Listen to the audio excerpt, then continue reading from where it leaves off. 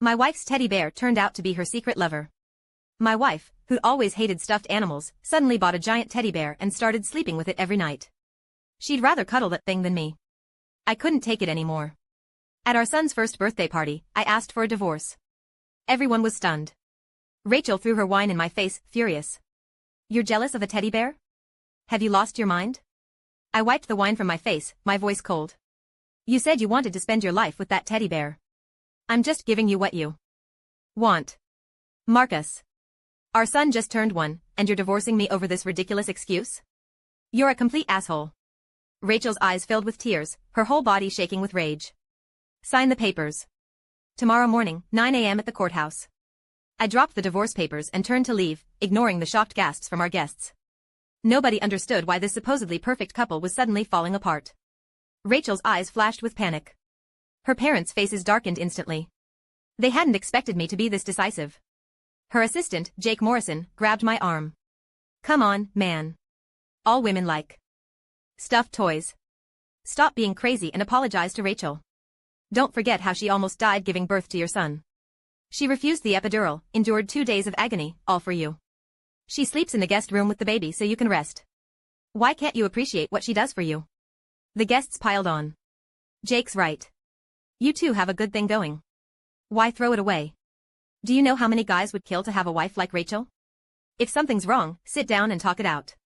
Don't take it out on your wife or threaten divorce. Rachel took a deep breath, composed herself, and rushed to hug me. Honey.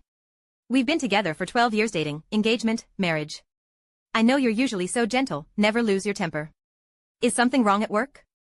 Are you trying to protect me by divorcing me? Just tell us. We'll figure it out together. Seeing her defend me like that, everyone praised her even more, making me look like the ungrateful one. Marcus, I may be retired, but I still have connections in the business world. We're family. Whatever it is, just say it. Don't keep it bottled up. Rachel's parents, who'd been silent, finally spoke up, still choosing to believe in my character. After all, I was the son-in-law they'd handpicked.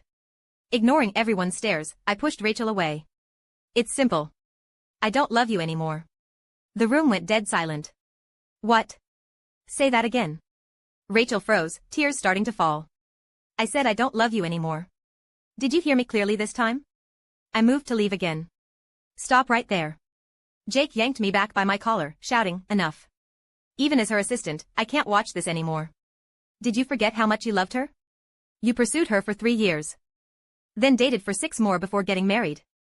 Remember your wedding vows? Till death do us part. She's been nothing but loyal to you. And you have a 1-year-old son. Want him to grow up in a broken home? Watching him defend Rachel so passionately, I smirked. What's it to you? Why so eager? Unless. Jake cut me off, growing more aggressive. Anyone with a conscience would be disgusted by your behavior. You came from nothing. Rachel never looked down on you. She got you a job at her family's company. Without the Morrison family, would you have your comfortable life? Your CEO position? Slap. I backhanded him across the face. You're just an assistant. You don't get to lecture me. Rachel immediately rushed to his defense. Marcus, are you insane? Why did you hit Jake? She shoved me aside and helped Jake to his feet, her eyes full of concern.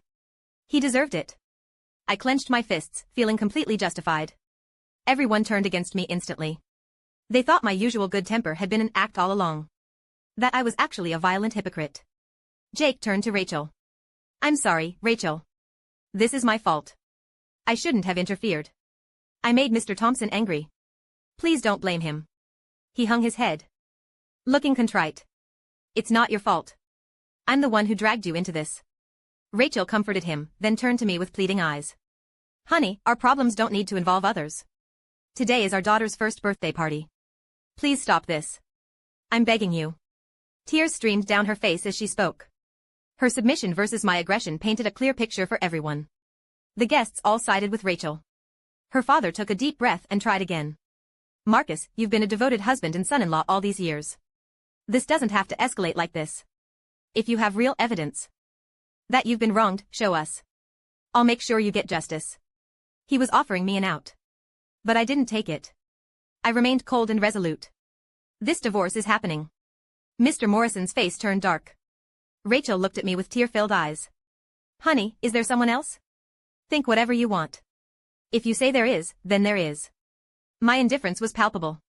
Enough. Mr. Morrison finally lost it. Marcus Thompson, I'll give you 3 days to reconsider. Either work things out with my daughter. Or we'll see you in court and you'll leave. With nothing. Don't forget, everything you have today came from me. His words were harsh. Everyone expected me to back down. But I turned and walked out. Outside, my colleague Sarah Chin had been waiting. I've sent people to Europe to investigate. You'll have your answers soon. She smiled. Thanks. I'll need you as my lawyer when Rachel and I face off in court in 3 days. I slumped in the back seat, exhausted, pulling up a video on my phone. It showed Rachel's beloved teddy bear walking out of the guest room on its own. It even danced in front of the living room security camera. 3 days would be enough to prepare everything and end this nightmare. I'd planned to stay at a hotel, but all my credit cards were frozen. That's when I remembered over the past year, financial control had gradually returned to the Morrison family. Even the bank accounts were now in Rachel's name. On the surface, I lived in a happy, harmonious home. In reality, I was completely alone. After crashing at Sarah's place for the night, I went to the office the next day to collect my things. The moment I entered the lobby, employees started gossiping. What an ungrateful bastard. Doesn't know how good he has it, asking for divorce over nothing. So what if Mrs. Morrison likes sleeping with a teddy bear? I do too. Bet he's tired of her post-pregnancy body. Probably has mistresses all over town. They looked at me like I was a criminal, their eyes full of judgment. Before I could respond, Rachel's voice came from behind. Everyone shut up. Who told you to gossip? Get back to work. The employees scattered reluctantly. Honey. I bought you a watch. Try it on. Rachel pulled a brand new watch from her bag. Gasps erupted around us. That's a limited edition Patek Philippe. Only 3 were made. Bought by mysterious collectors. Mrs. Morrison must have pulled serious strings to get this. She really loves him. Everyone was envious. But I remained cold, refusing the gift. I'm here for my family heirloom. Save the watch for your teddy bear. Rachel froze at my words. The employees erupted in anger, calling me ungrateful. I ignored them and headed upstairs. My parents died when I was young, leaving me only a pendant they said would protect me. I'd always worn it. Rachel used to complain her office felt cold and heard strange noises. So I'd given her my pendant to hang in her office. The strange occurrences stopped after that. Now. She didn't deserve to have it. As I entered Rachel's office, I saw Jake playing with our daughter. Mr. Thompson. You're finally back. Nothing's more important than family. Look at your daughter. She's so adorable. How could you abandon her? Jake held the baby up to me. Move. I frowned in disgust. Mr. Thompson. This is your daughter. Won't you even look at her? Jake questioned loudly. Get out of my way. I pushed Jake aside impatiently and walked into the office to retrieve my pendant from the wall. Then I heard crying. Jake and the baby were both on the floor. Just then, Rachel walked in with several executives, witnessing the scene. Rachel immediately scooped up the baby, carefully checking for injuries. Only after confirming she was okay did she relax. What happened? Her gaze moved between Jake and me. Jake kept his head down. I wanted Mr. Thompson to see his daughter, but he didn't want to. He pushed me. It's my fault. If I'd been steadier, we wouldn't have fallen. What? Rachel heard this and immediately slapped me. How could you be so heartless? That's your own daughter. She's only 1 year old. What if she'd been hurt? I remained unmoved. Think what you want. Even if she died, it's not my problem. Rachel started crying at my words. Jake pointed at me, furious. Are you even human? Cursing your own daughter to die? You're beyond help. Enough. Don't waste your breath on him. Rachel looked at me with shaking hands, wiping her tears. I'm completely done with you. Get out. Just leave. My daughter and I don't need you. We can do fine on our own. See you in court. She practically screamed the last words. I said nothing and left. Soon, news of our divorce was all over social media. Various rumors emerged. Some said I kept dozens of mistresses. Some said I frequented strip clubs. Some said I had illegitimate children. They even produced photos as evidence. I was crucified online, branded as a cheating scumbag who abandoned his wife and child. But I stayed silent, offering no explanations. Until 3 days later, when I appeared in court. Since it was a public hearing, not only friends and family attended, but media as well. Marcus. I'm giving you one last chance. Apologize and we can work things out. Rachel looked at me, fists clenched. Jake chimed in, you have no case. You'll definitely lose and leave with nothing. How will you survive then? Who would even talk to you? Just give in before you end up homeless. The Morrisons sat stone-faced. Marcus, I hope you understand the consequences. Using Rachel's teddy bear as grounds for divorce? You don't stand a chance. Facing their attempts at persuasion, I silently took my seat next to Sarah. The Morrison family scoffed coldly. The trial began. The judge reviewed Rachel's submitted materials, then turned to me. Sleeping with a teddy bear doesn't constitute fault on the wife's part. However, the wife has submitted 50 photos of you with other women in compromising positions. If you can't provide new evidence, this court will rule based on current facts and find you at fault. I stood up. I have evidence. Now the real show would begin. Everyone stared at me intently, curious what evidence I could possibly have. We request to play video evidence. Sarah handed over a USB drive. The judge approved. The clerk took the USB and displayed it on screen. 3 folders appeared. At my request, the clerk opened the first folder and played the video inside. Rachel was wearing a blue nightgown, straddling the teddy bear. She moved sensually. Her expression was one of pure ecstasy. Everyone was stunned. Oh my God. Rachel was doing that with a teddy bear behind Marcus's back? This is insane. It's not like she doesn't have a husband. Who chooses a stuffed animal over their spouse? The courtroom erupted in whispers. Rachel's face turned bright red. She never expected me to have this kind of evidence. She distinctly remembered we had no cameras at home. Rachel had her reasons. Jake quickly defended her. She nearly died during childbirth, which led to postpartum depression. There's medical documentation. Maybe this was just her way of coping with stress. Hearing this, people nodded in understanding. If it's postpartum depression, that makes sense. Depression can make people do strange things. When I was depressed, I used to cry while hugging a potted plant. What did this man do to drive his wife to this? Horrible. Seeing the crowd's sympathy, Jake pressed on, pointing at me accusingly. Marcus, you've gone too far. Not only did you fail to support your depressed wife, you're using these videos to humiliate her. You'll do anything to get the assets. Is this how a husband behaves? They were trying to paint me as the villain. Rachel started sobbing dramatically. Don't cry, sweetheart. We're here for you. Mrs. Morrison hugged Rachel tightly, then glared at me with hatred. They say marriage creates lasting bonds. But you? How could you do this to my daughter? Do you know how important a woman's reputation is? How will she face people after this? You're a monster. Mr. Morrison's eyes were red with rage. I completely misjudged you. After all these years, I've been feeding a snake. You dare humiliate my daughter? I'll destroy you. The entire courtroom turned hostile. Everyone wanted to tear me apart. The media live-streamed everything, causing an online frenzy of hatred toward me. Order. The judge banged his gavel. Please show the second folder's contents. I said calmly. Since I'd come to court, I was fully prepared. The judge nodded. The clerk opened the second folder, which contained multiple videos.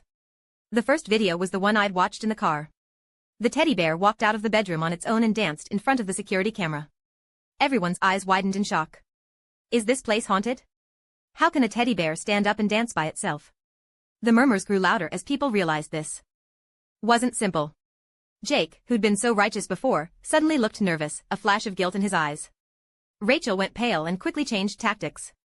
Honey, so the house was haunted. You wanted a divorce because you were scared, right? I'll throw out the teddy bear when we get home. Let's go home and work things out. She looked at me pleadingly. The judge turned to me. Will you reconsider? I shook my head firmly. No. Seeing my determination, sweat beaded on Rachel's forehead. Honey, I should have listened to you.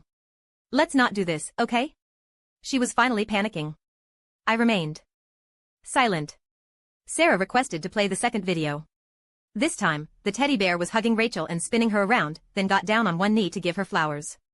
Rachel didn't refuse. Instead, she said tenderly, I accept your flowers. I'm yours now. Love you, baby. The courtroom exploded. Everyone looked at Rachel with disturbed expressions. Holy shit, this is creepy. If I saw this, I couldn't handle it either. Someone must be inside that bear. The clerk continued playing more videos. They were all similar. Rachel and the teddy bear in various intimate situations. The bedroom, living room, kitchen, they'd done it everywhere. It was absolutely scandalous. People blushed watching. Including the judge, everyone now looked at me with sympathy instead of anger. Rachel, what is this about? Explain yourself. Why is this happening? Mr. and Mrs. Morrison stared at their daughter, their faces dark with rage. I don't know. Rachel bit her lip, shaking her head frantically while glaring at me. As if blaming me for revealing the videos.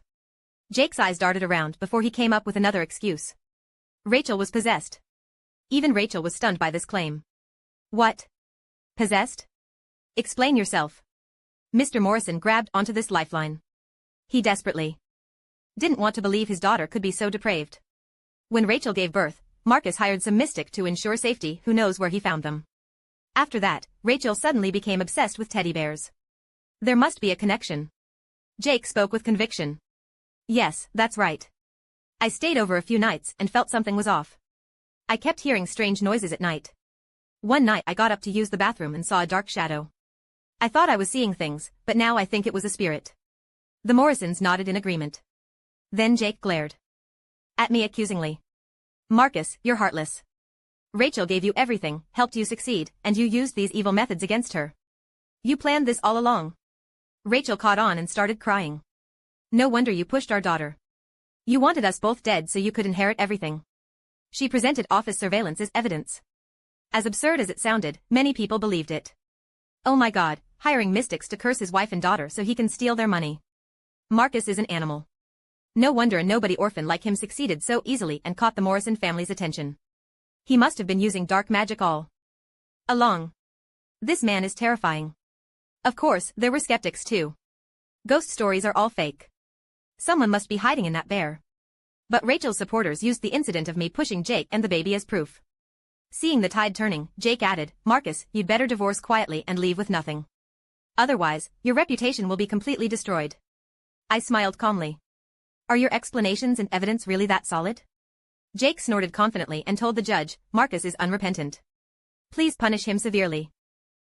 Stop trying to manipulate the proceedings. The judge scolded Jake, then addressed everyone. Please look carefully at the office surveillance. Marcus did push Jake, but not hard enough to make him fall. There's a clear pause where Jake steadied himself on the desk. The clerk zoomed in on the details. Indeed. Jake had grabbed the desk, regained his balance, then deliberately fell. It was clearly intentional. Everyone who'd criticized me felt foolish and turned their anger toward Jake and Rachel. They felt manipulated and were furious. Jake. Why did you frame Marcus? Mr. Morrison looked at Jake, confused. In his memory, Jake had always tried to help their marriage. This behavior didn't make sense. I didn't frame him. Maybe my legs gave out. That's why I fell. Jake's weak explanation convinced no one. But Rachel quickly defended him. Jake has an old leg injury. It's normal for him to lose balance. This excuse barely satisfied people. The judge continued, there are no such things as ghosts. Let's be rational. I'm sure the truth is in the third file. Clearly, the judge could see I'd come prepared, so he had the clerk open the third folder without delay. It contained one video and dozens of photos. The video was dated yesterday. The teddy bear carried Rachel to the living room, then slowly removed its costume. Everyone held their breath, staring at the screen. There was indeed a man inside the teddy bear. When he turned to face the camera, everyone looked at Jake in shock. Because the man inside looked exactly like Jake. Oh my God, the victim was the perpetrator all along. They're having an affair and tried to fool everyone. Damn, I almost fell for it. Hiding inside a teddy bear to cheat? How sick can you get? The courtroom erupted in condemnation. Even the judge frowned in disgust. Rachel and Jake exchanged panicked looks, both breaking out in cold sweats, nearly collapsing. Slap. Mr. Morrison trembled with rage as he slapped Rachel hard. You've disgraced our entire family. Is this how I raised you? You were always so well behaved. How did you become like this? Cheating on your husband? How could you face Marcus? Face us? Mrs. Morrison burst into tears. Their eyes were full of disappointment. They never imagined their obedient daughter could be so shameless. The judge turned to Rachel. Do you have anything to say? Rachel's eyes reddened as she clenched her fists. It's all fake. He doctored the video. You can't believe it. Right. It's all fake. Jake swallowed hard, regaining his composure. I was in a business meeting yesterday. I have witnesses. How could I be at Rachel's house? Something's fishy here. These two were really good at denying everything. Even caught red-handed, they still wouldn't admit it. Really? Mr. Morrison perked up. Yes. Jake nodded firmly, telling the judge, I can provide my client's contact information for verification. Sarah seized the moment. Since they claim the video is fake, we request forensic authentication. The judge approved both requests. Soon after, court staff verified and reported, Jake Morrison was indeed in a business meeting yesterday. There are witnesses and video proof. Jake exhaled in relief. Smirking at me. Marcus, your plan has completely failed. His smile oozed confidence. Has it? I smiled back. Marcus, stop with your tricks. If you're any kind of man, apologize and leave with nothing. Otherwise, you'll never see your daughter again. Rachel joined in. The forensic results aren't in yet. Why the rush? Scared of something? My smile deepened. I knew they were trying to pressure me into giving up early. Of course not.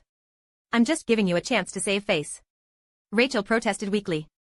Sweetheart, why are you still being nice to him? Let's wait for the forensic results and humiliate him properly. Mrs. Morrison interjected.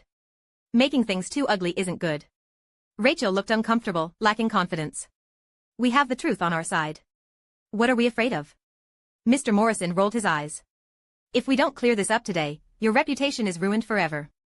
With her parents insisting, Rachel fell silent and looked to Jake. He shook his head slightly, signaling her not to worry. This time, everyone learned their lesson and stayed quiet, waiting for the final results. After about 10 minutes, the forensic results came in. All my submitted videos were authentic. Everyone was confused. Wait, if both sides' evidence is real. How was Jake in two places at once? Yeah, he can't split himself in two, right? Even the judge frowned, reviewing the materials repeatedly, searching for clues. But found nothing.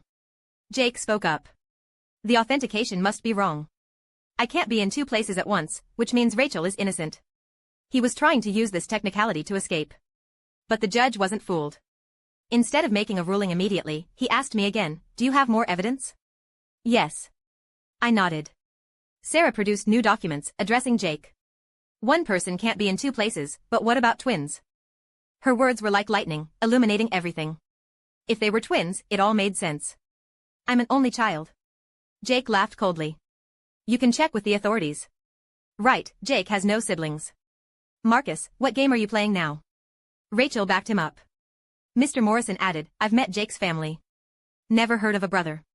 The experienced businessman was confused now, sensing something was wrong. If I had no case, why fight so hard? Meanwhile, Rachel looked increasingly nervous. But he pushed the thought aside. We found you have a twin brother who lived abroad until returning 2 years ago. Your entire domestic identity and background are fake. Sarah handed the documents to the judge. Bullshit. Where's your proof? Jake shouted. But the next second, dozens of photos appeared on the courtroom screen. Pictures of Jake and his brother from childhood to adulthood. Plus a DNA test report. Seeing this, Mr. Morrison's eye twitched, his heart racing. Everyone stared at Jake, chills running down their spines. Holy shit, if this is real, it's terrifying. Twin brothers running a con? I wouldn't have survived that. Even I felt a chill thinking about it. These are fake too. Can't be trusted. If I have a brother, why didn't you bring him here? Jake persisted stubbornly.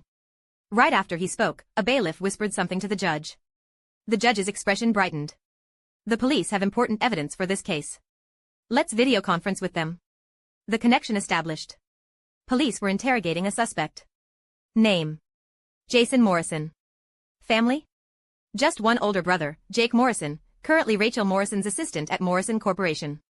The truth emerged. Jake's face drained of color. He stumbled backward, muttering, that idiot. Usually so good at hiding. How did he get caught? Rachel went white as a sheet. You ungrateful girl. Mr. Morrison, coughing violently, raised his cane and struck Rachel. How could you do this? Marcus was so good to you. And you betrayed him. A daughter like you. If Mrs. Morrison hadn't supported him, he would have collapsed from rage. Enough.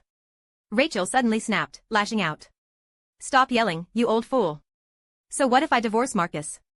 Jake has millions in overseas investments anyway. I'll still live comfortably. Hearing this, her parents' eyes dimmed with bottomless disappointment. I couldn't help but laugh coldly. Rachel, are you really that stupid, or just pretending? Guess why Jason was arrested? Rachel froze, finally realizing something was wrong. Then the judge explained the truth. According to police, Jake and Jason Morrison are both con artists with no overseas assets, only massive debts. Jason confessed they approached Rachel for money. Their plan was to seduce Rachel, gradually replace Marcus, take over Morrison Corporation, and had prepared to frame Marcus for infidelity at the birthday party. Rachel took the bait easily and demanded they hide in the teddy bear to be with her. But Marcus's sudden divorce request disrupted their plans. These few sentences contained explosive information. Everyone was stunned. Damn, Rachel is beyond help. One man wasn't enough, she needed two. In ancient times, she'd be drowned for this. A woman like her deserves death. By 1,000 cuts.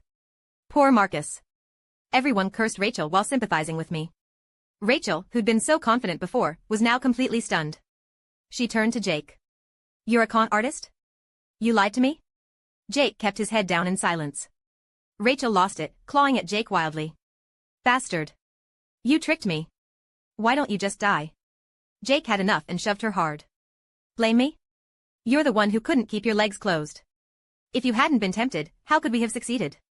Didn't you want to dump Marcus too? Now you're playing innocent? You said you were bored with Marcus after so long.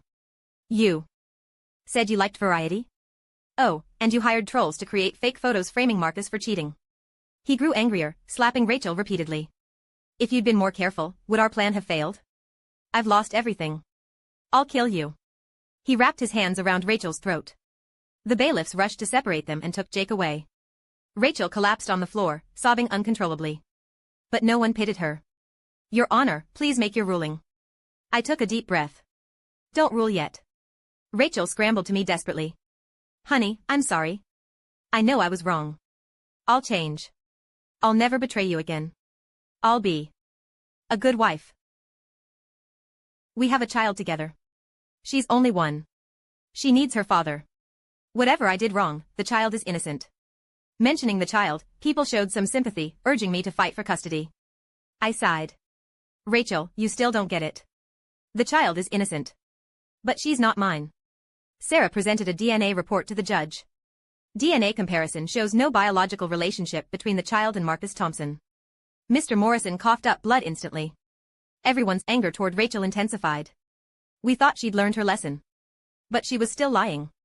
Rachel's forehead beaded with sweat. She fell to her knees, begging.